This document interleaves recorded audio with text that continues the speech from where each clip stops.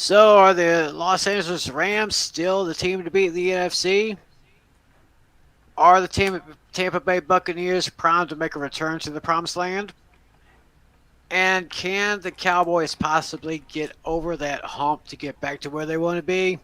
Well, we're going to try to find out the answers to those questions and many more as we continue our 4 week series of our divisional previews here on Fantasy Football Fever. And we start right about now. 15 seconds to air. Stand by all cameras. Ready with slow motion and isolated cameras. Stand by videotape and roll tape. And tape is rolling in less than 5, in 3, 2, 1. Take tape.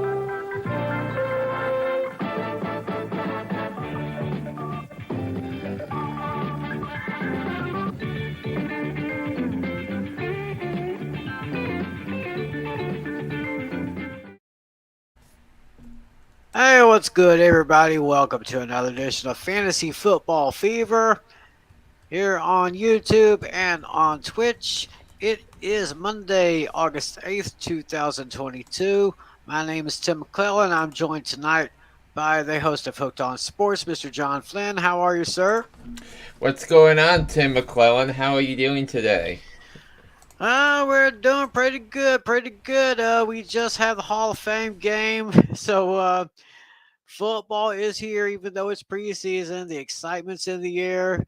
Teams are still in training camp. All the rest of the teams, all the teams in the league will be playing this week for preseason. So getting closer and closer to opening night next month, beginning with the Bills and the Rams. Yep, exactly 1 month from tonight, we're gonna have football games that matter in the standings. So buckle up, Buttercup. Oh yeah, fasten your seatbelts and put on a crash helmet because it is going to be something. Well, anyway, tonight we are having our second part of our divisional previews, going through the schedules for each team and trying to figure out what wins and losses they're going to have. Now, last week's show was pretty packed as much that we didn't get to the NFC South division, so we are going to go ahead and go through that division right now. We'll be picking up with the NFC East and the NFC West a little bit later on this show. But right now, let us go ahead and get started here. We will begin with the NFC South division, and we begin with taking a look at the Tampa Bay Buccaneers schedule. I'm going to go ahead and put that on a screen share for those of y'all watching us on YouTube and on Twitch. We'll get that popped up right here. Why is this thing? There we go. Wait a minute. Hold up a second. That's just the front page there. Let's get to the schedule. There we go. It's loaded in here. Of course, Tampa Bay made it all the way to the NFC Championship game, but they lost out to the Los Angeles Rams, the eventual Super Bowl champions. Let's go ahead and get to the regular season. Yes, sir. So yeah, because I'm gonna correct you for a second. It was the divisional round of the game because the Rams beat the 49ers in the NFC Championship game last year. Yeah. Okay. Right. Thanks for the correction there. I wasn't quite sure. Yeah. So we have the schedule up here for all y'all here, and for the second year in a row, the Buccaneers will start against the Cowboys. Only this time, it will be in AT&T Stadium. This is kind of a hard one for me here because, well, for one thing, Tom Brady has played 5 career games against the Cowboys, and he is 5-0. Dak is supposed to be healthier now. They said they're going to try to run Zeke a little bit more. Defense is is all right. I mean, they still got Michael Parsons, still got Trayvon Diggs, but that receiving core may be just a tad bit questionable. Even though now C.D. Lamb has been promoted to the wide receiver one position. So Cowboys at home against Tampa Bay. I don't know about this one, John. I have to put a question mark on this one. Yeah, so I haven't changed anything from looking at from doing quick wins and losses, and this is a pick that's subject to change. But even though Tampa Bay's offensive line is a little bit weaker because remember they lost their left guard, they lost their starting center Ryan Jensen to a significant knee injury, and that's going to play a big part in trying to protect the 45-year-old quarterback. So I'm gonna. So right now, I think Tampa. I have Tampa taking down the Cowboys in Big D to start the season on the road. So I have that as a win. Okay, and then then the Buccaneers will travel to New Orleans to take on the Saints. This is gonna be a two team fight for the NFC South between Tampa and New Orleans, but I'll take Tampa to win round one of this 2-part series. Okay, so it is a divisional battle. So you see a win at New Orleans, and of course Tampa Bay is home at New Orleans on Monday, December 5th. I think I kind of see a sweep here. So yeah, I see a split with both teams winning on the road those 2 weeks. Ooh, interesting. Yeah. And then the first 3 games of their home season begins with the old Bay of Pigs matchup. Tampa Bay at home against Green Bay. Once again, it's going to be the GOAT versus that bad man. Yeah, this was a matchup we discussed last time, and I circled Tampa to win that game. Yeah, I'll take that one. I'll take Tampa. And then another big matchup. They're at home against the Kansas City Chiefs. That's going to be another big one. That's Sunday nighter. Yeah, and I'm happy they put it on Sunday night because there was a rematch of Super Bowl 55, which Brady sliced through that Kansas City defense, and I think that he's going to have another performance like that. So right now, I have Tampa taking down the Chiefs, and look, the biggest what if. This could be a trickier matchup because Kansas City's strength defensively is in the front four, while Tampa's weakness right now is going to be the offensive line. So that means there's going to be a lot of pressure on Tristan Wirfs to replicate his season from last year. So is he going to be able to do that? That's going to be a big question mark for Tampa this season. But I think there will be no question mark on October 9th. The Buccaneers will be at home against the division rival Atlanta Falcons. I probably see a sweep with that one. Yeah, I'll take Tampa to win those games. Yeah, they will face Atlanta in Week 18 to finish up the season. They will be in Atlanta, and I see a win over there too. Then there's 2 games on the road. Interesting one right here. Tampa Bay heads to Pittsburgh on October 16th. Yeah, this is actually Brady's first matchup with the Steelers since moving out of the AFC, and I've circled that as Tampa's first loss of the season. I think the Steelers. We'll get into the Steelers later on this week, but I have Tampa losing that game. Ooh, interesting. I think I have. Well, I'm going to put a question mark on that one too. But I don't think I have a question mark for the next week against Carolina. Yeah, I'm taking Tampa on that one. Yep. And then before they take the bye week, they will have 3 home games. Thursday night, October 27th on Prime Video, they're at home against the Ravens. So yeah, I think Lamar Jackson has always done well against Tom Brady. I'll take the Ravens. Yeah, I think I'm going to mark that as a loss for Tampa Bay. Then we got a big one right here. It's the Rams and the Buccaneers on November 6th. So this is going to be one of those games where I say, give me the team with the better coach and the better defense. I'll take the Rams. Okay, I will take the Rams there. And then NFL Network, November 13th, one of the overseas games. And I believe this game is in Germany. Germany.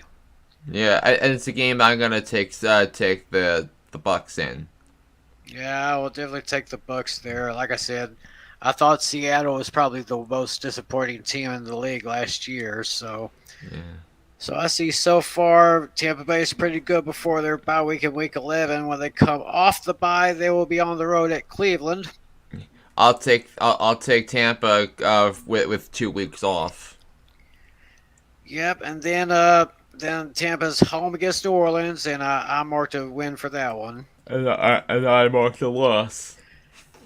December 11th, they're at San Francisco, where it's going to be Trey Lance's team. Yeah, I think that's gonna be the game. I'll take the 49ers in that game. So at this point of the season, I have Tampa at 8-5. Yeah, I have Tampa with 8 wins so far. That's going to be an interesting game against San Francisco. December 18th, they will be on the road against the Cincinnati Bengals. Is the game in Cincy or in Raymond James? Because I have it. It's a home game. December 18th, home against the Bengals. Yeah, so, I'm taking Tampa. Yeah. And then Tampa goes on the road on Christmas Day against the Arizona Cardinals. I'll take Tampa. We'll get into Arizona's situation in a little bit, but I love Tampa in that matchup. Then at home against Carolina, I have a W on that one. As Week 18 at home on the road against the Falcons at Mercedes-Benz Stadium. So let's see, 1, 2, 3, 4, 5, 6, 7, 8, 9, 10, 11, 12. I got right now 12 wins and 3 losses and 2 question. Yeah, 3 losses and 2 question marks. Yeah, I have 12 wins for Tampa. 12 wins for Tampa. I think that might be enough for him to repeat as NFC South champions. We'll have to see what happens when we look at the Saints schedule, and I do think it's worth noting that looking at the changes in the Saints depth chart. So I'm gonna have Tim get the Saints depth chart up because look, I think let's go to the Saints for a second because obviously Sean Payton is no longer there, but if there was any coach that I think that New Orleans should have hired, it was Dennis Allen because the culture that Sean Payton alongside Drew Brees built in New Orleans over a 15-year period is just amazing. That they're so well coached, they're so buttoned up. And now there is a bit of injury concern about Jameis Winston because he came off the practice field today, not 100%. But when Jameis Winston is a quarterback for a well-coached team, that he can do a lot of special things, and we saw that last year before he tore his ACL. And also, do you see a familiar name at wide receiver 1, Tim McClelland? I do. Michael Thomas. Yeah, Michael Thomas is back, and Michael Thomas is someone that everyone's that people are gonna have to look at, especially if he is 100% healthy, and that's gonna be a big problem for the opposition if he can stay on the field, and it is much needed for New Orleans because you look down the depth chart, you got Jarvis Landry, you got Chris Olave, the standout at Ohio State, who the Saints traded up and in the draft and selected, and then of course the offensive line, and I think the most notable thing is All-Pro right tackle Ryan Ramczyk is still in there, and they also drafted Trevor Penning with another one of their picks, the It's the tackle out of college. Mm-hmm.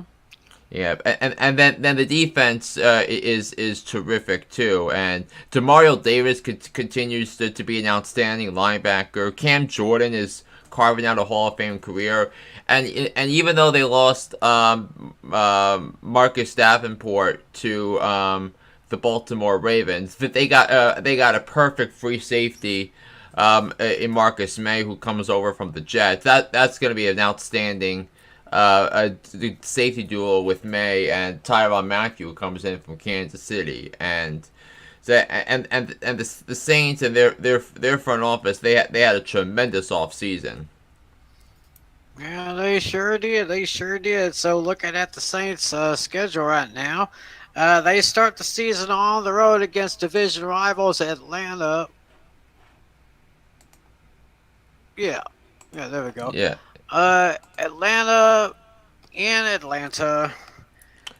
Yeah, I think the Saints are favored by 3.5 points in this, but but either way, I'll take New Orleans to take care of business. Okay, and we said, and week 2, the Saints are at home against Tampa Bay, and we said that the Buccaneers would win that one. Mm-hmm. And then the next 3 weeks at Carolina, Minnesota, and Seattle, I think those should be 3 wins there. So they could start 4-1. They could. They could. So yeah. Oh, I marked that one incorrectly. So that's a 4-1. That's not a bad start. And then October 16th, the Saints are at home against Cincinnati. Right, and I think I remember this is Joe Burrow's homecoming. Remember Joe Burrow played the national championship game. Yep, his first game at the Superdome since that historic championship season came to its climax. So I'm gonna pick the Bengals to win that game on the road in a hostile environment on the road. Okay, I could probably see something like that. Hometown boy getting a big victory again. Then they're on the road against the Arizona Cardinals. Yeah, remember that's gonna be the first game with DeAndre Hopkins back, and I think it's gonna make a difference for Kyler Murray. So I have the Saints losing that one. Oh, so I got Arizona. I got one. Then they have a 2-game homestand, October 30th at home against the Raiders. In week 8, I've circled that as a win, and I also have circled the Ravens game as a win, even though the Ravens will have a few extra days of rest because they play on Thursday night the week before. That's right. Interesting matchup here, November 13th at Pittsburgh. So yeah, I have that game and the 2 subsequent games against the Rams and 49ers. All 3 of those games as losses. Oh, interesting. I think they'll lose to. The Warriors is I'll have to give a slight edge to the Niners on that one. And then and then I had the Saints winning that Monday night game on the road in Tampa. And I said they were going to split that. Yeah, split that series, and then they got week 14 as their bye week, and then the last 4 games are home against Atlanta, on the road at Cleveland, on the road at Philly, and at home against Carolina.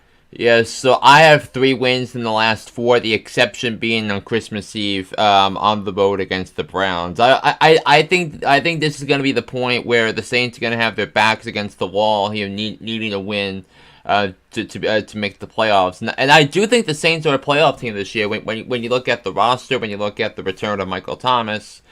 And I think Dennis Allen is the perfect coach for this team at the right time. And I remember giving grades to the head coaching hires in real time. There were only 2 A grades I gave. One was to Brian Daboll. The other was to the Saints for hiring Dennis Allen. I think keeping the culture is paramount to the team's success this year with Sean Payton no longer in the fold. Right. So basically, looking here, I'm looking at a 10-7 record for the Saints, and definitely a chance to make the playoffs. Yeah, believe it or not, I have 10 wins for New Orleans as well. So I think for the NFC, I think 10 wins is going to be enough to make the playoffs. Yeah, they could well be. We're now going to let's go ahead and switch this up. Now we're going to be talking about the Dirty Birds right now, talking about them Falcons. It's going to be hard looking at this roster all year because there really isn't much to write home about when it comes to the Atlanta Falcons. Obviously, you can't put any expectations on the Atlanta Falcons this year because they traded away their franchise quarterback, maybe the greatest player in the history of the franchise, and Matt Ryan. So he goes to Indianapolis in a trade as a salary cap dump. So the Falcons can be left with Marcus Mariota as the quarterback. Remember, Mariota did work with Arthur Smith when they were together with the Tennessee Titans. So you got that. Kyle Pitts is going to be the star of the team, playing at tight end. And then AJ Terrell is going to be their defensive star playing. Yeah, in year 3, he was out terrific. In year 2, he was maybe one of the most pleasant surprises in the NFL last year. So it's going to mean that other teams are going to run the ball on them, and it's going to be a problem with what they have. Mm-hmm. Yeah. So, taking a look at the Atlanta Falcons schedule, we mentioned they were at home against New Orleans. What did we say that they would have a split that one or? No, I have a sweep. I have a sweep, and in fact, looking at the first 9 games, I have the Falcons starting the season 0-9. At the Rams, at Seattle, versus Cleveland, at Tampa, versus San Francisco, at Cincinnati. Home against the Panthers, home against the Chargers. Those are 9 losses in my book. What did I say for the Saints? The Saints would beat Atlanta. Yeah. So, this is going to be a loss against the Saints. Loss to the Rams. You know what? I think I'm going to see a win against the Seahawks. Really? On the road. That's an interesting call on that one. But of course, that is always subject to change. So, but yeah, I can see them losing to Cleveland, definitely losing to Tampa Bay, losing to the Niners, losing to the Bengals.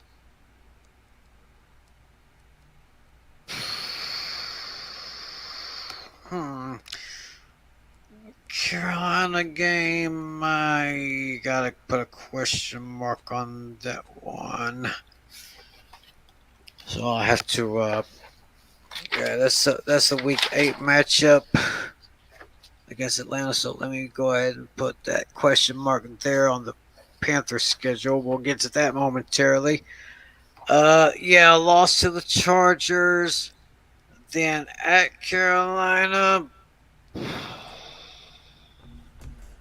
I think Carolina might win this. I see a possible split. I'm looking at week 10 at Carolina's their first win of the season.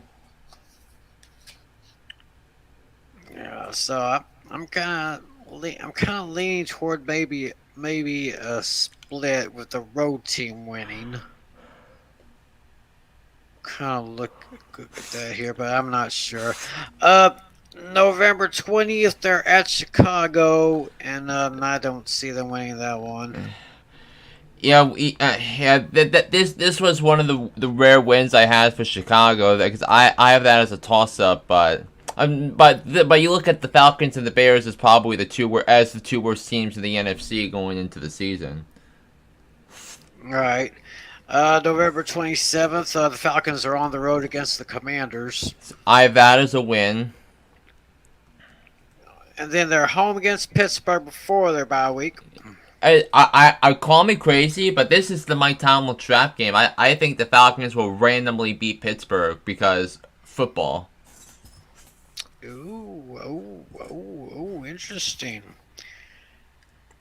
Then weeks 15 through 18, they are at New Orleans, at Baltimore, then home against Arizona, home against the Buccaneers. I can go ahead and put a loss against the Bucks. I think a loss against Arizona. Uh, they're at New Orleans, so there'll probably be a loss there. Yeah. The Baltimore game, unfortunately, Loss. I'm going to have to put losses on the last 4 games. Yeah, as do I, because giving the Falcons 3 wins and the opportunity to pick first overall in the NFL draft next year. 1, 2, 3, 4, 5, 6, 7, 8, 9, 10, 11, 12, 13. I got right now 3 and 13 and 1 question mark that may lean toward maybe a victory, winning on the road against Carolina in week 10. Well, no, winning at home against Carolina in week 8. I have that as a question mark possibility. So, yeah, Atlanta could be in the sweepstakes for the top pick in next year's draft. As we take a look now at the Carolina Panthers, let me go ahead and get that screen up for you good people watched us out there. And always, I forgot to mention this earlier, while we're making our picks, we invite you to make your picks. Please make your predictions in the comment section below while we go through our picks on how each of these teams are going to do, see how you match up against our predictions. Let's go ahead and take a look at the Carolina Panthers depth chart right here. Anything in particular that's interesting here? Well, Yeah, obviously the Baker Mayfield versus Sam Darnold. So meaning they don't have meaning they don't have their quarterback of the future. I don't think Baker Mayfield is the right fit for the Panthers, and like I have no idea how Matt Rule is as to how he's doing it and what he's doing, and so that's gonna be a huge question mark for this team. And look. If the Panthers had a better quarterback, let's say they traded for Jimmy Garoppolo, which obviously they're not, and all that, the Panthers I think could be a team that can challenge for the playoffs, and obviously my predictions right now are not up to date because I haven't changed them since the Baker Mayfield trade. But looking at these names, DJ Moore, Robbie Anderson, they're good receivers, and I also want to look more on the defensive side of the football, and they do have some excellent pieces on there because Brian Burns made the Pro Bowl last year. That Yetur Gross-Matos I think is going to break out this year, and remember these were all 2020 draft picks.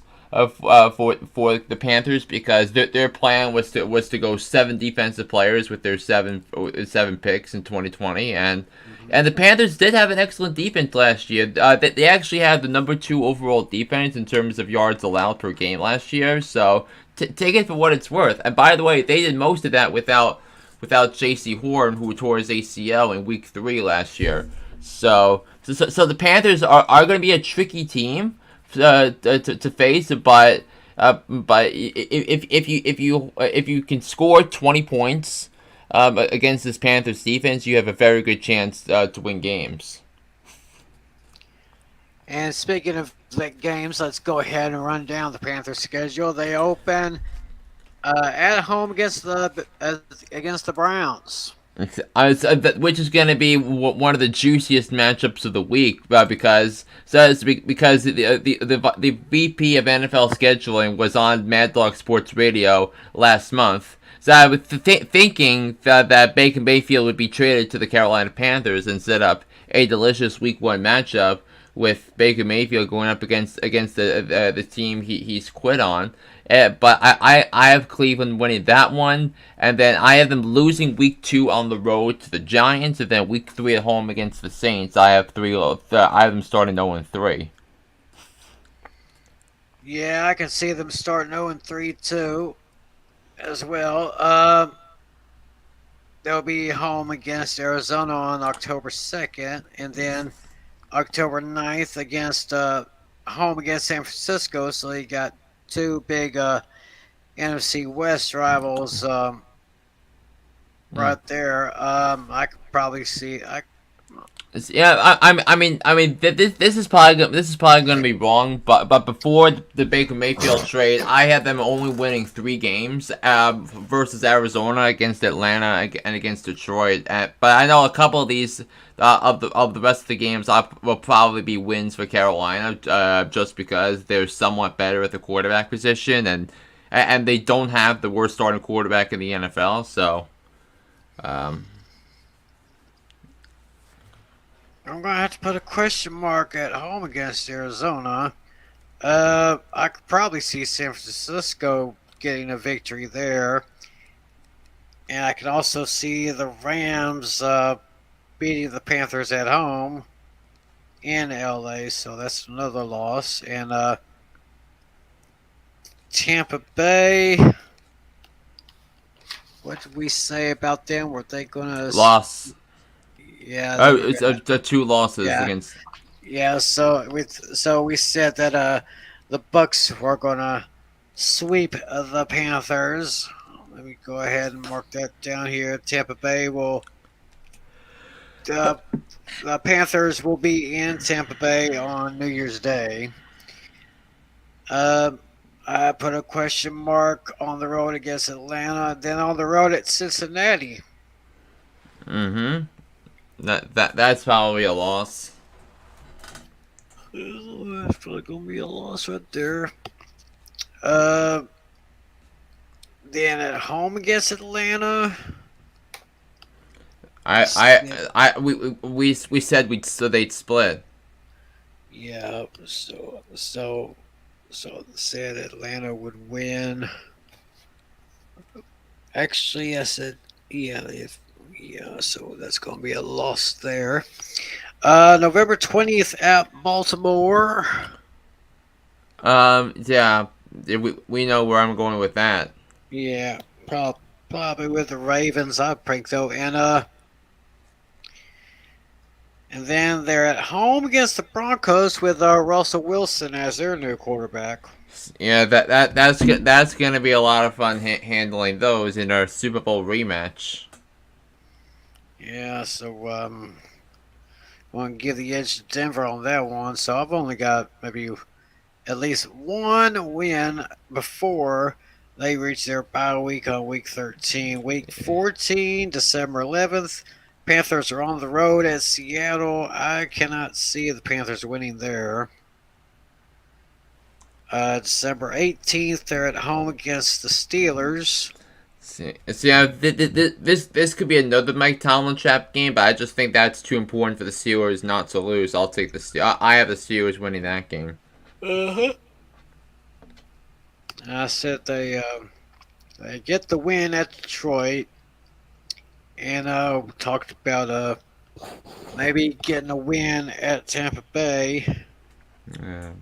Then finishing the season at New Orleans. Yeah, that's the 2 losses right there. Yeah, okay. So looking at that, I only see 1, 2, 3. Yeah. Maybe 3 wins there. 1, 2, 3, 4, 5, 6, 7, 8, 9, 10, 11.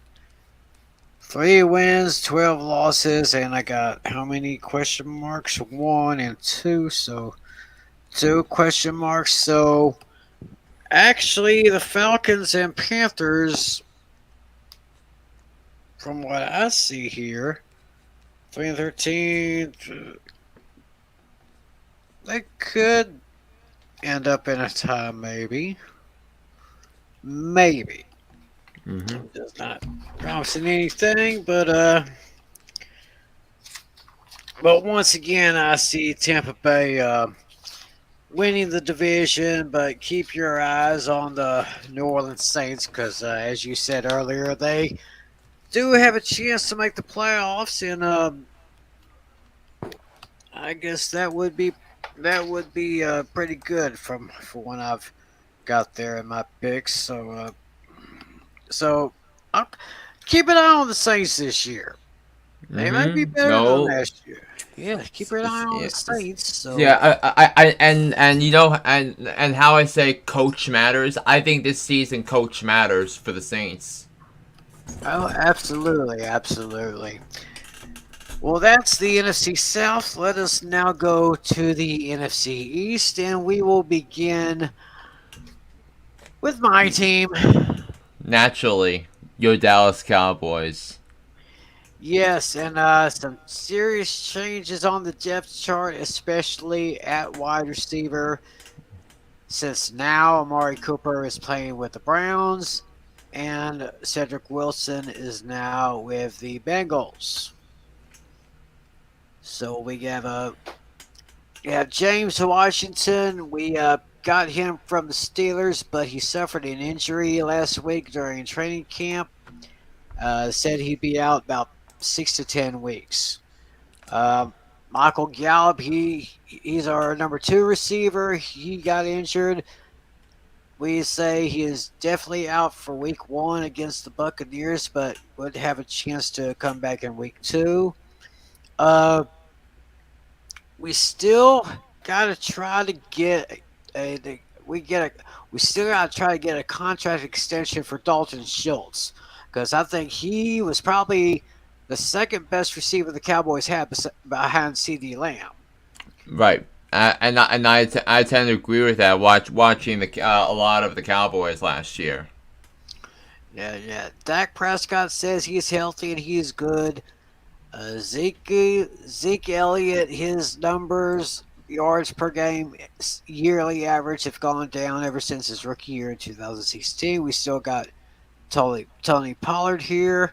Uh, Cavante Turpin is a guy that I want to keep my eye on when the Cowboys have their first preseason game against the Broncos Saturday night.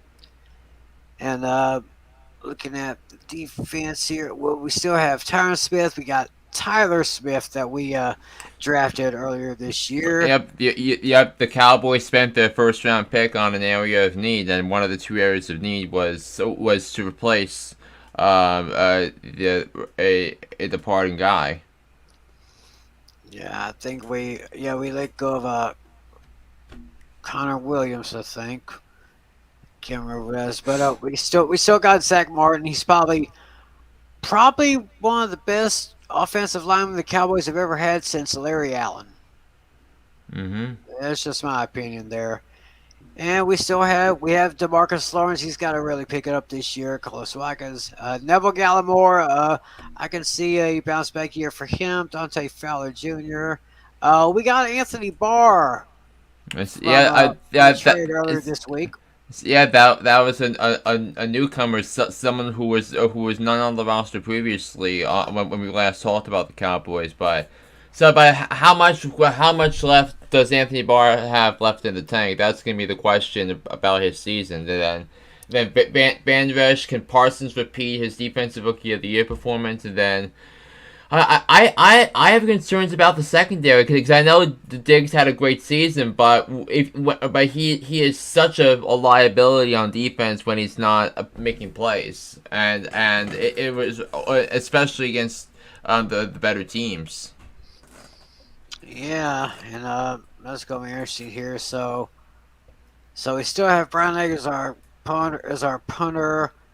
Jonathan Garibay, I guess that's the guy who's going to be replacing the departed Greg the Leg.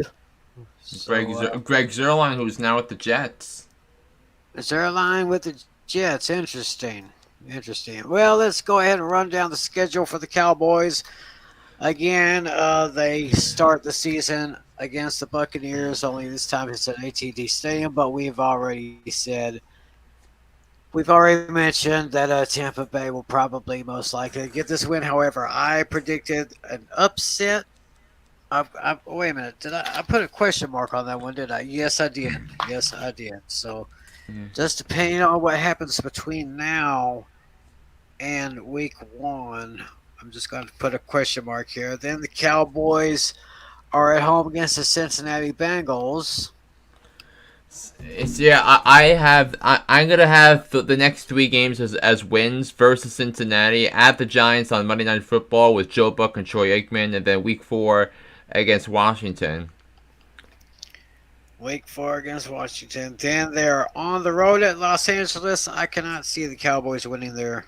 Yeah, and by the way, that Monday night game against the Giants is the only Buck Aikman game the Cowboys will play in this year. Yeah, just one Monday night game. Yeah, after doing all the so you're gonna get a heavy dose of Kevin Burkhardt, Greg Olsen, and presumably Aaron Andrews. Yeah, Kevin Burkhardt, Greg Olsen. That's a good team. I like that. I like Yeah, those guys. yes, I know because I've known Kevin Burkhardt for about 15 years. He is as good as Fox is gonna get. But looking at this, we got 1, 2, 3, 4, 5. Actually, Cowboys do have 5 primetime games. Only one Monday nighter against Johnson. Then we go to October 16th. The Cowboys are on the road at Philadelphia. Well, let's see here. Let's go back to the Giants. The Giants game. We said the Cowboys will beat the Giants on the road on Monday night. What about when the Giants come to Dallas on November 24th? You still see that as a loss, or? Yeah, I think it's gonna be a competitive game, but I think it's gonna be a loss. Yeah, and then I have the Cowboys losing at the champs, and then at Philly on that Sunday night game, and then they're home against Detroit and Chicago before their bye week, and then they've got Green Bay and Minnesota coming out of the gate. I have those two games as losses, and then beating the Giants, then losing at home to Matt Ryan and the Colts. So this would put Dallas at 6-5, and then I have them running the table the rest of the way. Houston at Jacksonville versus Philly at Tennessee at Washington. Interesting. Now that December 11th game, the I-45 showdown, that I want to go see that game. I'm going to be saving up my money, because last year I went to the Monday night game against the Eagles in Week 3. So this year I want to go see the I-45 showdown, Cowboys and Texans, on December 11th. I'm circling that date right now because that's the game I want to go see. Yes, I see them blowing away the Texans there. I can see them blowing away the Jags. Cowboys can take care of those chickens at home. On the road at Tennessee, Yeah. I'm going to put that one as a loss. Interesting. Yeah, interesting, yeah. But I think they can sweep the Commanders as well. So I basically see the Cowboys sweeping the Giants and the Commanders, splitting against the Eagles. So, and with down that's 1, 2, 3, 4, 5, 6, 7, 8, 9, 10. Yeah. I have Dallas winning 11 games. 1, 2, 3, 4, 5, 6. So with that one question mark, the opener against the Buccaneers, I have Cowboys at least 10-6. That might be good enough to win the division right there. But we'll just see what happens here. Wait a minute, I just finished that one here, so let's go ahead. I got a bunch of papers right here in front of me. Let's talk about those Eagles here. Let's go ahead and get the Eagles page up here. Yeah, let's get the Eagles and take a look at the depth chart that they have here. Anything interesting on the Eagles? It's I remember they acquired AJ Brown in a trade on draft night, one of the most dramatic trades of the entire draft, and it really changes their offense, and you've got pair them up with Devontae Smith and Jalen Hurts, who I think is going to take somewhat of a step forward this year. The offensive line is still great. Goddard's excellent. I think the defense, even though it's a couple of their veterans are aging. When you look at Fletcher Cox and Brandon Graham, they probably have the deepest front seven in the NFL, and the biggest front seven depth chart when you look at it. And T.J. Edwards, I think, is going to be excellent again at linebacker. And then for the Eagles, I love the addition of James Bradbury as their secondary. He, of course, was a Dave Gettleman salary cap casualty. He goes over to the Eagles, and they form one of the best cornerback duos in the entire NFL. And this is a team that screams division for the NFC East.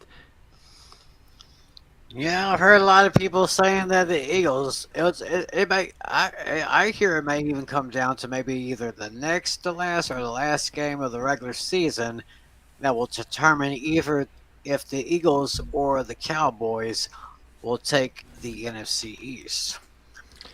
Yeah. But looking at the and looking at the schedule, I have believe it or not, Tim, I have the Eagles starting 8-1. They're at Detroit versus Minnesota, at Washington, which I think is going to be a toss up but a loss, and then Jacksonville, Arizona without Hopkins, Dallas by Pittsburgh in Philly, at Houston versus Washington. That screams 8-1. That's a very easy schedule coming out of the gate. But then of course when we get to Thanksgiving, that's when the schedule gets a lot tougher, because they have at Indy and versus Green Bay, and then road games against the Giants and the Cowboys. Yeah, I actually take the October 30th game. I'm actually seeing Pittsburgh sliding by the Eagles in that one. Yeah, Other than that, I see victories all the way up until November 20th against the Colts. Yeah, I actually have that Pittsburgh game as a win because the Steelers have never beaten the Eagles in Philadelphia. They've never beaten the Eagles in Philly in their 90-year history. Never. Wow. That is a that's a mind-boggling statistic right there. Yeah. I mean, since the merger, of course. Right. In 1970. Yeah, I can see him beating Tennessee at home. I can beat the Giants on the road. Beating the Bears on the road.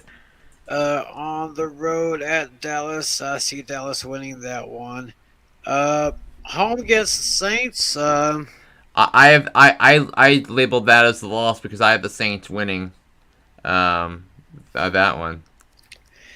And I've got the Eagles closing out the year with a victory at home against the Giants. So I have 1, 2, 3, 4, 5, 6, 7, 8, 9, 10, 11, 12. So yeah, looks like from what I've got right here, the Eagles could be the front runners for the NFC East here. Let's see, 1, 2, 3, 4 losses, and then I got that one question mark on the road against Indianapolis.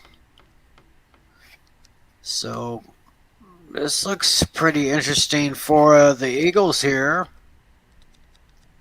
But like I said, I mean, it could go. It's either going to be the Eagles or the Cowboys in the NFC East. That's what I'm saying. Yeah.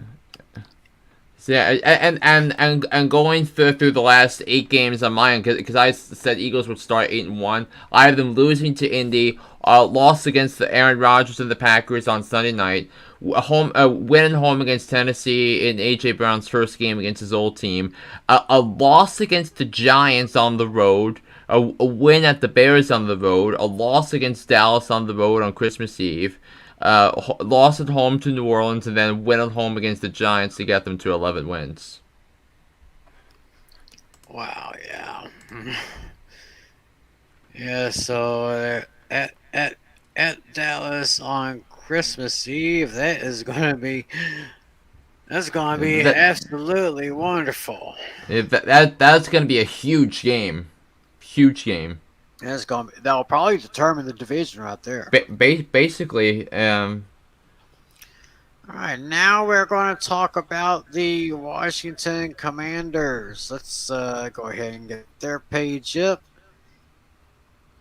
And of course, there is a changing of the guard in Washington at the quarterback position, if I'm not mistaken.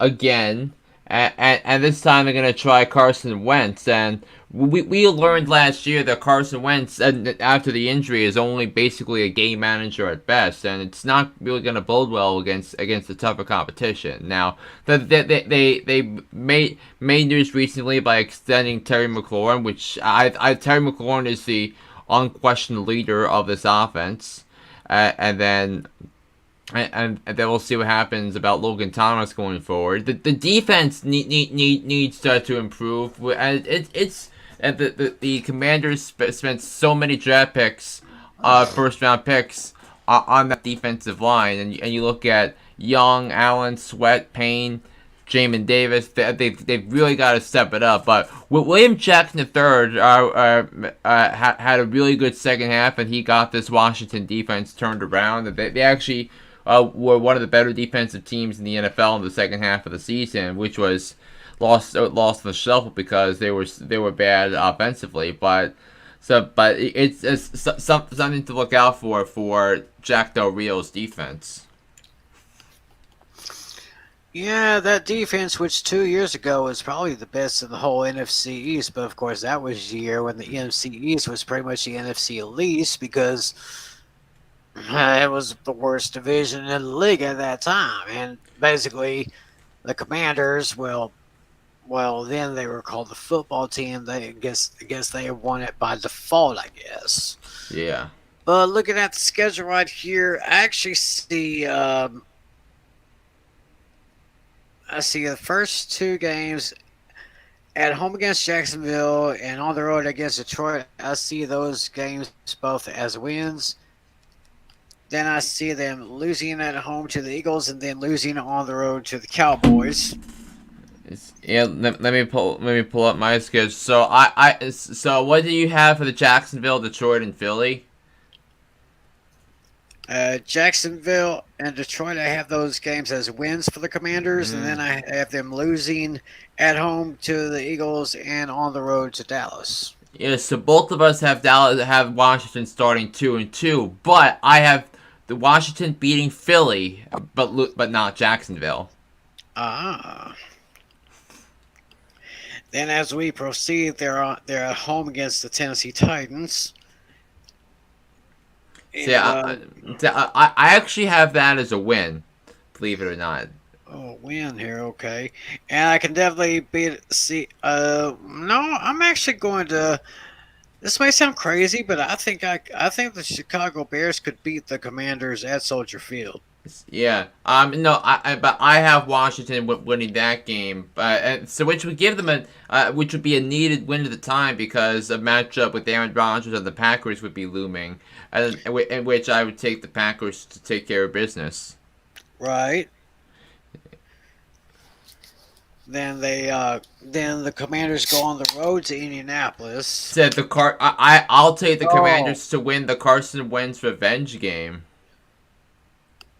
Oh yes, of course. Carson Wentz was in Indianapolis, and Wentz is going to be booed like heck that game, but because of how the season ended last season.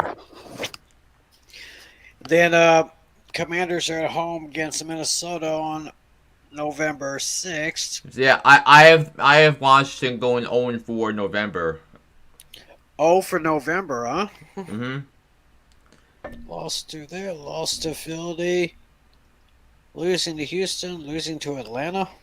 Yep.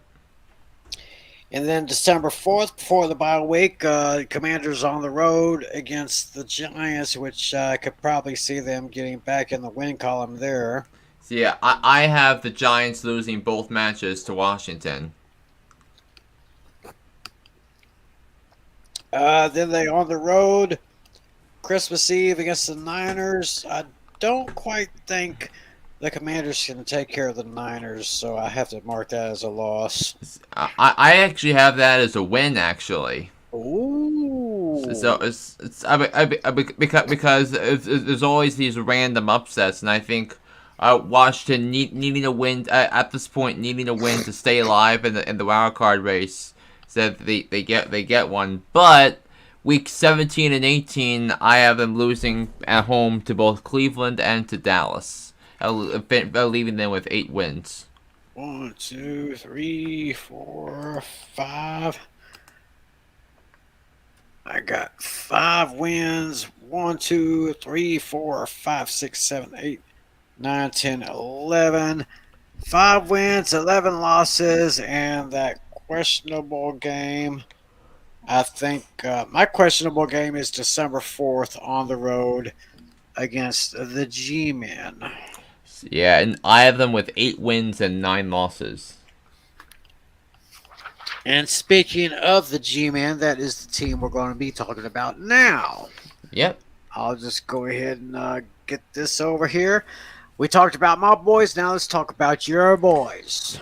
Isn't it refreshing to see a team with a competent general manager and a competent head coach? So because that's exactly what we're seeing with the Giants. So in terms of the offseason plan, now it's going to take a while for the Giants to get rid of the Dave Gettleman bad contracts because next year the Giants have $45 million tied up in cap space to Leonard Williams and Adoree Jackson. So, but the question here is Daniel Jones, and so far Daniel Jones has not had a good training camp. He's been inconsistent. He's been off target, and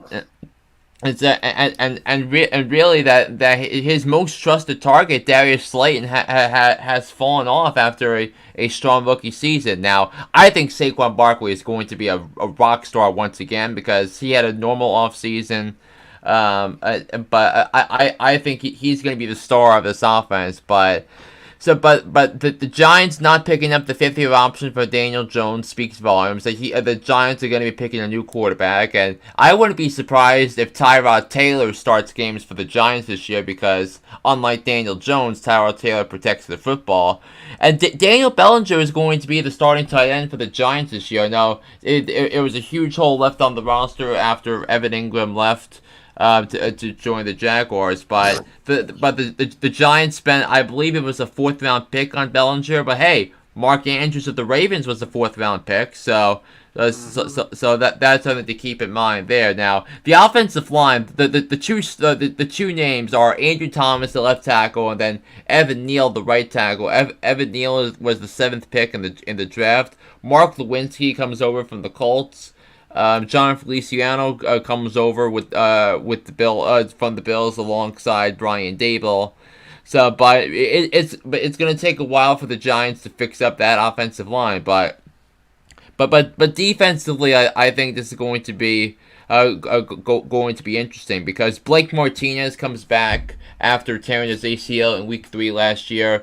And Adoree Jackson becomes the new cornerback 1, but I'm really excited for 3 things most on this defense. One is Kayvon Thibodeau, and Thibodeau has been dominating training camp the entire way. He's been unblockable, as some scouts would say, and I think Kayvon Thibodeau is going to be our megastar with the Giants.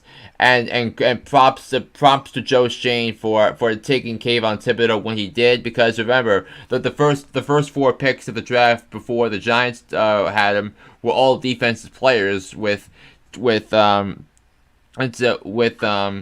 Walker going to going to Jacksonville, Aiden Hutchinson to Detroit, Derek Stingley going to Houston, and Sauce Gardner to the Jets. So basically, the last blue chip defensive prospect the Giants took at number 5 and basically made Carolina take a tackle at 6. Number 2 is Azeez Ojulari. Ojulari had a really good rookie season for the Giants last year. He was one of the lone bright spots on this team last year. So having Ojulari, Ojulari is gonna be more of a pass rusher. So him and Thibodeau holding the fort on the edges is going to be a scary sight for opposing teams. And then number 3 is Xavier McKinney, and I think McKinney fits in beautifully with Wink Martindale's defense. Because remember, Wink Martindale comes over from the Ravens, from their defensive coordinator to now the Giants defensive coordinator, and I think it's going to be a lot of fun watching McKinney ball out with Martindale, because remember, Martindale has coached a lot of great safeties. I think most especially the great Ed Reed. So he coached him. He coached a lot of other great safeties. So that's where I'm really excited about for the Giants. Now it's obviously the salary cap, as I mentioned at the start, is going to be an issue because the Giants weren't really able to do much with what they have, but I thought Joe Schoen and his staff did a commendable job with the resources that they have, and looking at next year, the Giants are going to have close to $50 million in cap space, which is one of the highest in the NFL, and then in 2024. They're gonna have all the money opened up in the books, so that's where the Giants are going to have their free ring here, because especially if they draft a rookie quarterback in next year's draft, because that means that they can fix a lot of holes rather quickly, because they wouldn't have to worry about a quarterback making $30 million a year instead of having the starting quarterback on a rookie contract. So I want to take a look at the schedule and now, because that's where I'm ready to do that. So the Giants open up on the road again. So the Giants open up on the road against the Titans on a 4:25 start on in week 1. So I don't have the Giants winning against Tennessee, because I think Derrick Henry is too tall of a task for the Giants in week 1. So, but I do think Brian Dable is going to pick. I do see a good chunk of wins for Brian Dable leading up to Thanksgiving. So I have them beating Carolina in week 2. Week 3 is the Monday night game against Dallas. We both have that as a victory for Dallas. I have them beating Chicago in week 4. Week 5 is the London game. The Giants are playing the Green Bay Packers. I have that as a loss, and then Week 6 against Baltimore, I have that as a loss because I think Lamar Jackson is that great and that special. And then how about this sequence for you, Tim?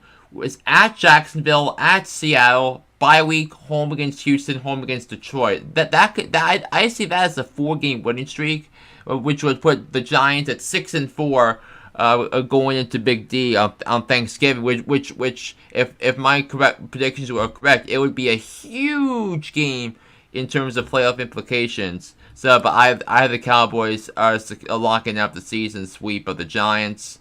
We said losing twice to Washington, week 13 and 15. Week 14, they're home against Philly. I think the Giants are going to win that game. But then the last 3 weeks of the season are going to be tough because they're at Minnesota, home against the Colts, and then at Philadelphia. I have them losing 6 of the last 7 games, and the Giants will win 7 games. A 3-win improvement from last year, but still not enough to get out of the cellar in the NFC East. Let's see what I got. I got the Giants winning at Carolina, then winning at Jacksonville, at Seattle, at home against Houston, at home against Detroit, and then at home against Philadelphia. 1, 2, 3, 4, 5, 6. So that's 6 wins, and I think I count up 11 losses right there. So 6-11, which by my notes here would make probably slightly make Washington the cellar dwellers in the NFC East. So, Yeah. I can see the Giants making a huge improvement from the last couple of seasons. I mean, I was very impressed with their draft picks, and I'm like, I think may want to keep an eye on the Giants. I mean, Giants are probably not quite uh, division championship ready yet, but I can see them making like a slow progression toward that. So Yeah, and I could say that this is the most hopeful Giants fans have been in a long time because I can say this with the passion as a Giants fan. Because you have to realize it was torture for us the last 10 years since the last Super Bowl that they said that they go through Jerry Reese's bad drafts, that they go through protecting Eli Manning's feelings, that they choose Jerry Reese over Tom Coughlin. That they fired Jerry Reese and Ben McAdoo, hire Pat Shurmur, hire Dave Gettleman, fire Pat Shurmur after 2 years. By the way, the Giants are still paying Pat Shurmur this year. Do you realize that? really? Yes, they're still paying Pat Shurmur this year because this is the last year of his 5-year guaranteed contract. Right. And then the Joe Judge experiment went okay for 1 year. Because I thought that 6 wins was as good as they were going to get with what the roster was at that time. But then he just rolled over and played dead last season with all the blowout losses toward the end. 6 straight blowout losses to end the year. Yeah, and there was a time, like right before the season was to end, that they were going to keep Joe Judge, and I mean the final straw to me was remember that play on 39 they did a quarterback sneak. And I thought that was the most embarrassing play of the Giants ever, and this is including the Miracle at the Meadowlands, the first one where they couldn't secure the victory. So yeah, but it's a fresh new start, fresh new era. Joe Shane, I remember, was my number one choice to be the general manager. And Brian Dable was my number one choice to be the general manager, be the head coach. Mike Kafka comes in. I think he's going to be an excellent offensive coordinator for the Giants. Dable comes in from the Bills. Kafka comes in from Kansas City, and Martindale comes in from Baltimore. All winning organizations that they can dwell upon and bring a winning culture back to the Giants because when the Giants are relevant, that means so much to the NFL because you know you're not going to get that for the Jets. You're not going to see the Jets do anything until they change ownership. So, but and as good as Joe Douglas was, football needs the Giants to win as much as the Giants need to win for their fans. Right. So before we move on to the NFC West, let me ask you this question: if the Cowboys don't make the NFC Championship game, is McCarthy gone? If they don't win a playoff game, McCarthy's gone. Because they have to win the playoff game in order for yeah. So, Also, it's another thing too that you're looking at the NFC East and you're looking at the possibility of 2 teams potentially changing coaches at the end of the year because I think Ron Rivera is going to get fired if the Commanders don't make the playoffs, and I think Mike McCarthy is a dead duck anyway because I think Jerry Jones wants to hire Sean Payton as the next head coach. So, there is that real possibility of that happening. So. All right. Well, we go from the NFC East over to the NFC West, and we, of course, will begin with the defending champions, the Los Angeles Rams. The champs.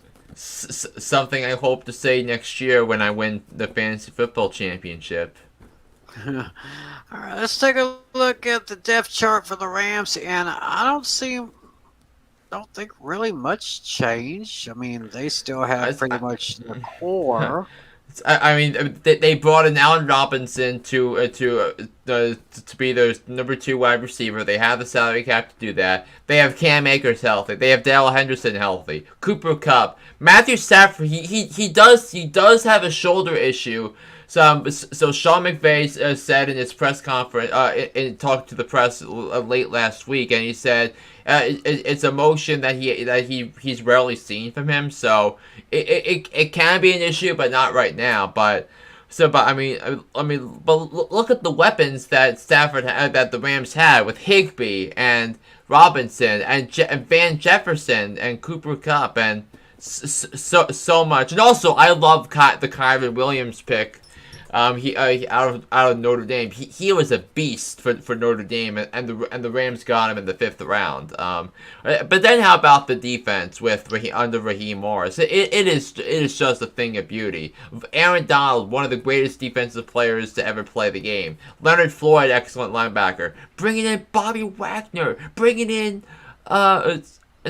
still have Jalen Ramsey.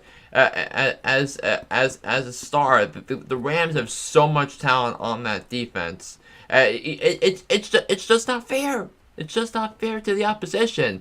And when you look at the schedule and what they have, it really you're gonna see the Rams rack up a lot of wins here. Now, how many exactly do we think the Rams win? Well, let's start with the Thursday night game to start the season where they open up against Buffalo. I think Buffalo's going to win that game because I think the Bills are the team to beat in the NFL this year. But you can rack up a lot of wins quickly, as like Atlanta, Arizona, Dallas, Carolina. They'll probably split against Kyle Shanahan and the 49ers. They can beat Tampa on the road. They've done that before. That they can beat the Saints on the road. They've done that before under McVay. And then it's going to be a tough matchup against Kansas City on Thanksgiving week. It's going to be the 4:25 p.m. Eastern game on Fox. So you know that Kevin Burkhardt is going to call that game. So, but I think the Rams can win 11 games. Now the schedule is going to be really tough. So, but I think 11 wins looks like a real possibility here. I see them going 5-1 before the bye week. I see the only loss in that streak will be at San Francisco against the Niners. Yeah, I have them at 4-2. In case you're wondering. Yeah, I'm actually picking the Rams to beat the Bills at home. I got them beating the Saints at home. Then I see them beating Arizona on the road. I see them losing to the Niners on the road. They'll win at Dallas. They'll win at Carolina. Then they have their bye week. I see them winning at San Francisco, losing at Tampa Bay.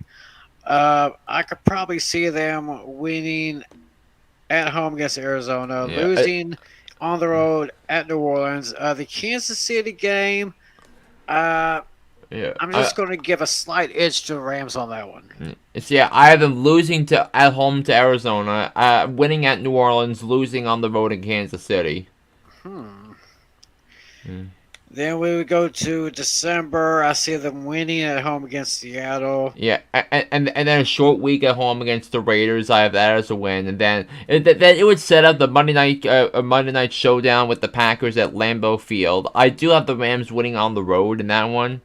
in the frozen tundra, and then I have them losing to Denver and the Chargers at SoFi the next 2 weeks, and then they win on the road against Seattle to get them to 11 wins. 5, 6, 7, 8, 9, 10. Yeah, I think I got 11-6 record. My projection for the Rams, that should be good enough to probably once again take the division right there. And let's go to Arizona right now. Yeah. Talk about those Cardinals here. And let's see their depth chart if I can get it up on screen right there.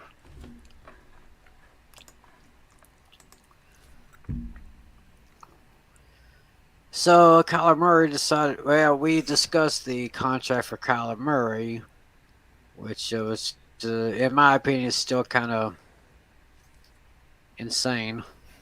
Yeah, and then DeAndre Hopkins suspended the first 6 games. That's one of the big stories in the NFL in the first Right. couple of weeks, and then then the offensive line is going to be a work in progress once again, and I think there are a lot of injuries that are going to expose the lack of depth on this team. So that's the offense. Then defensively. Obviously, you look at J.J. Watt on the screen here, but losing Chandler Jones is a big deal. Chandler Jones has carved out a Hall of Fame career with the Cardinals, so a lot of their hopes are going to depend on the developments of Zaven Collins and Isaiah Simmons as their first round picks two of the last 3 years, to really instill some confidence in the front seven. So if you look at the schedule, remember the Cardinals will miss 6 games of DeAndre Hopkins because of the suspension, and I only have the Cardinals winning one of those 6 games. That's the game in Week 5 where they take on the Philadelphia Eagles. So you only see the Cardinals winning at home against the Eagles. Yeah. Okay. Yeah, I'll see them losing at home against Kansas City. On the road, they'll probably lose at Vegas. At home, the Rams will pretty much shred them up to pieces, I guess. So that's a loss. On the road to Carolina. Yeah, without Hopkins, it's gonna be Right. tough going up against that defense. And on the road in Seattle, I see that as a loss. But they get them back October 20th in time for a home game against the Saints. I have the Cardinals winning Hopkins' return. Then on the road to Minnesota. I have that as a win. I kind of have that one as a loss. And I see them at home. Cardinals home against Seattle. I see that as a win. Yeah, I actually have Seattle sweeping Arizona. Now I have a split with home teams winning those 2 games. At the Rams. So I have that as a split because I have the Cardinals winning that game. I actually see the Rams sweeping the Cardinals there. Maybe a split against the Niners. Yeah. I can see the home teams winning in the series with the Cardinals and Niners. Yeah. At home against the Chargers, November 27th. I'm not sure about that one. That's right before their bye week. I'll just have to put a question mark on that one. At home against the Patriots, I can see them being the Patriots at home. I have that as a loss, believe it or not. Ooh. This is going to be an interesting one. December 18th at Denver, Russell Wilson against the Cardinals. Loss. Yeah, I probably lean toward that too. At home, Cardinals are at home against Tampa Bay on Christmas. Loss. Yeah, it's lost, but I do see them losing. I can see no, I see the Cardinals winning on the road against Atlanta. Yeah, I see that too. Then you have a split of San Francisco. I have them Arizona sweeping San Ah, Francisco. 3, 4, 5, 6. So that's 6, 1, 2, 3, 4, 5, 6, 7, 8, 9, 10. 6 wins, 10 losses, and 1 question mark game. That, of course, is the November 27th game with the Cardinals at home against the Chargers. So Arizona, they may they'll probably either finish second or third. But let's talk about the Niners, who I think may have a pretty good season this year. So yeah, let's take a look at the Niners. Uh, yeah, take a look at them. And we'll take a look at their depth chart. So, Trey Lance is now been named the starter for the Niners. So, the question is, how soon is it before Jimmy G is gone? And see, I honestly I don't know if the Niners are able to trade Jimmy G at all because I mean I will have to see what happens because the NFL is coming down with a with an appeal of the Deshaun Watson suspension. So I think if the NFL can get an extension on Watson's suspension, which I hope they do because of what he's done, then you look at the Niners as as a trade partner for Cleveland to get a quarterback in Jimmy Garoppolo. So.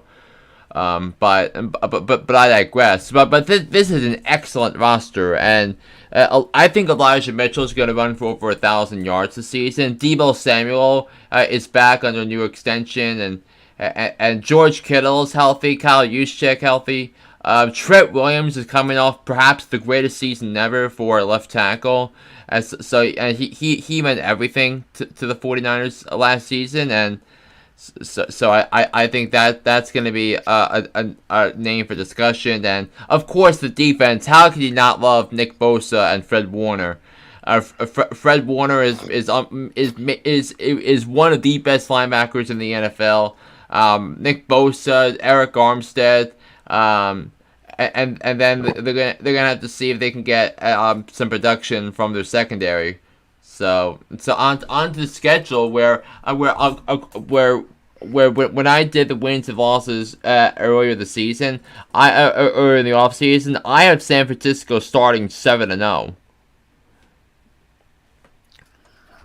Wow, let's see here. First 7 games, 7-0 at Chicago. I'll agree with that. Home against Seattle, I agree. On the road to Denver. That one kind of gives me cause to pause. Because, of course, Denver now has Russell Wilson. Of course, the Niners are familiar with him. Then, at home against the Rams, I see that as a loss. At Carolina, they can win there. At Atlanta, they can win there. 49ers at home against Kansas City. I'm going to have to write that down as a loss. Then they lose at the Rams before they hit the bye week. That's their first loss on my book. At the Rams? Yeah.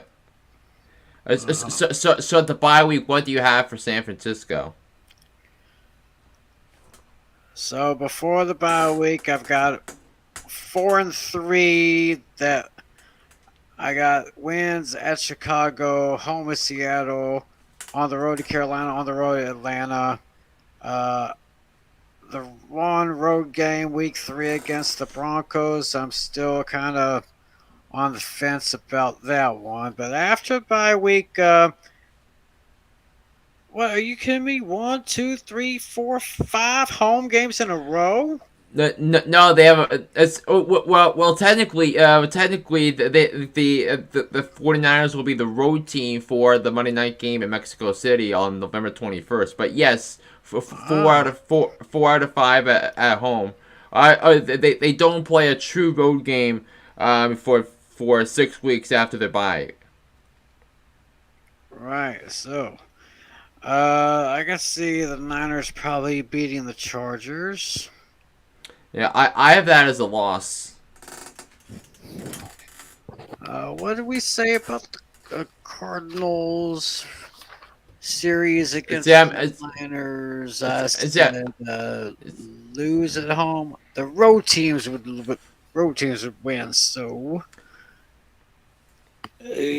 first one is they'll lose that one. Then they'll win at Arizona. yeah. What? Okay. Versus New Orleans on November 27th. I have that as a win, snapping a 3 game losing streak. Then they're at home against Miami. I have the Dolphins. I think the Dolphins are gonna surprise some people this year. Oh, they could. They could. Niners against Tom Brady. No, I see that as a loss. I have that as a win. Oh, interesting. Um, I actually see the 49ers shocking the Seattle Seahawks on the road. But I also see them winning at home against the Commanders and winning against the Vegas Raiders on the road before Yeah, getting a win against Arizona and San Francisco on January 8th. So, yeah, with that being said, I got 1, 2, 3, 4, 5, 6, 7, 8, 9, 10. 10 wins, and I got 1, 2, 3, 4, 5, 6 losses, and still the question mark game is week 3 on the road against yeah. Denver. Yes, I have San Francisco winning 10 games. So I'm gonna because I'll say a couple of things about Seattle before we get into their schedule. So you can actually go right towards Seattle's schedule. The Seahawks are gonna have the worst starting quarterback in the NFL, regardless of whether it's Geno Smith or Drew Lock, and I still think they need to for Tyler Lockett. The defense it has a lot of holes in it.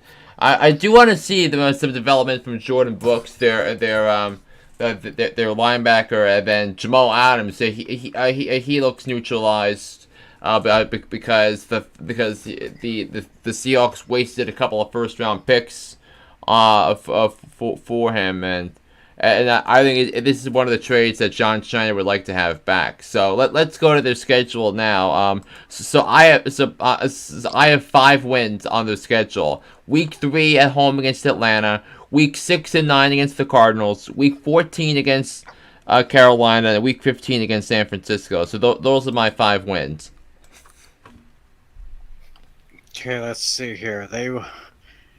Looking down my lineup, Seattle, they will lose at home against the Broncos.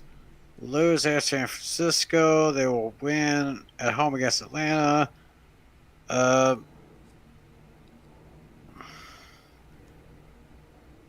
Man, I think they'll lose at Detroit. They'll lose. Wait a minute. Wait. I'm marking these wrong here. Lose at Detroit. Lose at New Orleans, and they'll lose at home against the Cardinals. Chargers are going to be too much for them.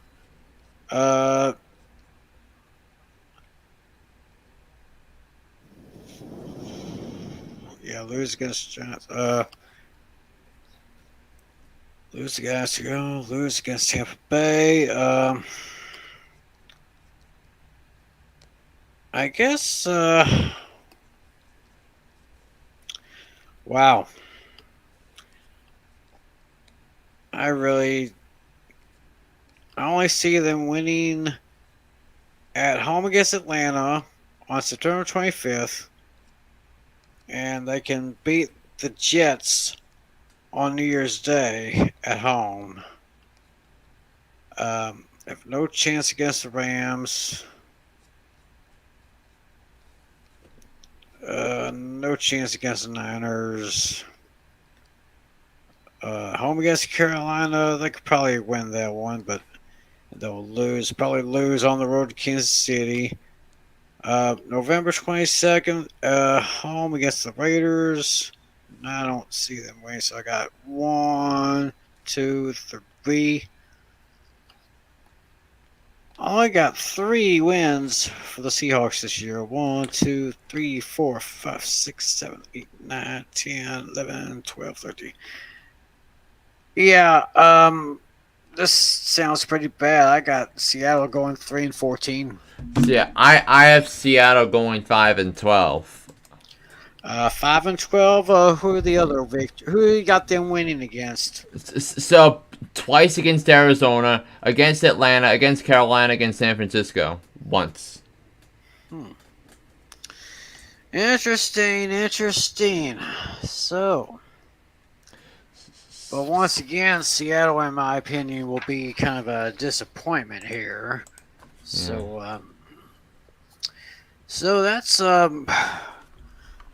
pretty much a pretty packed show that we have to talk about these divisions: the NFC South, the NFC East, and the NFC West.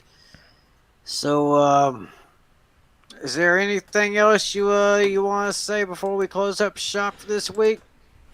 Yes, so Wednesday we're going to be taking a look at, we're going to start our look at the AFC. So we're going to be doing the AFC North and the AFC South, and I can't wait to get into the AFC North because it's going to be a fun division. You've got 4 excellent rosters to deal with there, and then we'll look at the AFC South as well. So it's going to be off the charts on Wednesday night when we convene again.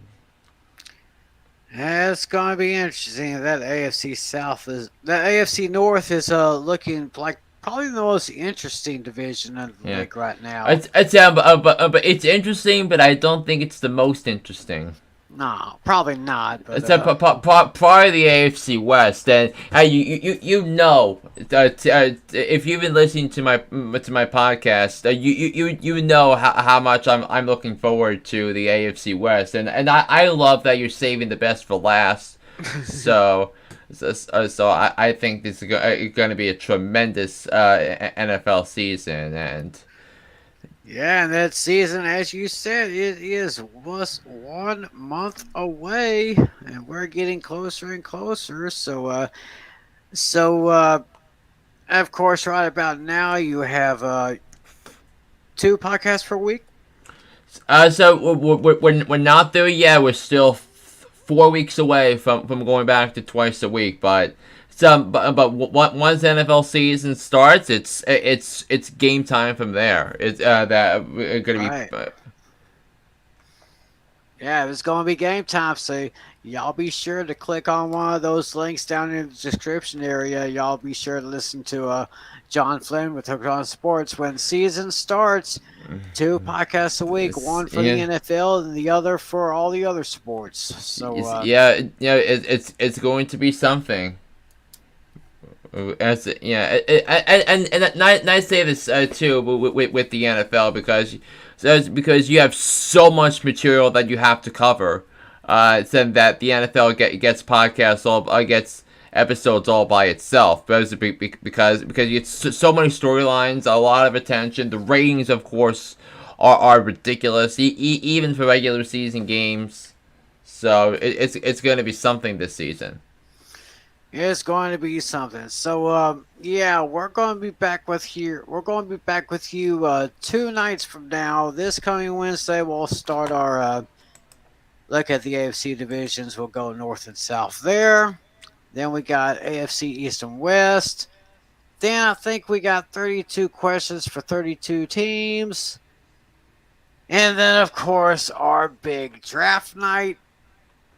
And then we get the season started with week 1 predictions with our fantasy leagues, and of course, week 1 in the season. Oh my gosh, I'm getting so excited just thinking about it right now. It's just, Yeah.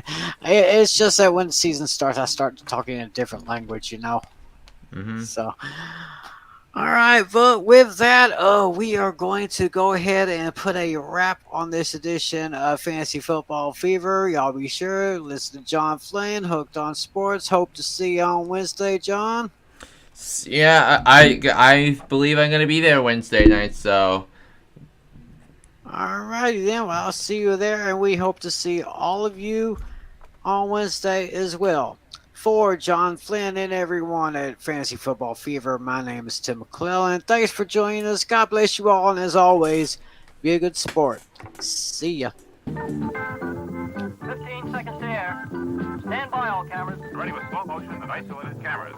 Stand by, videotape, and rotate. And tape is rolling in less than 5, in 3, 2, 1. Take tape.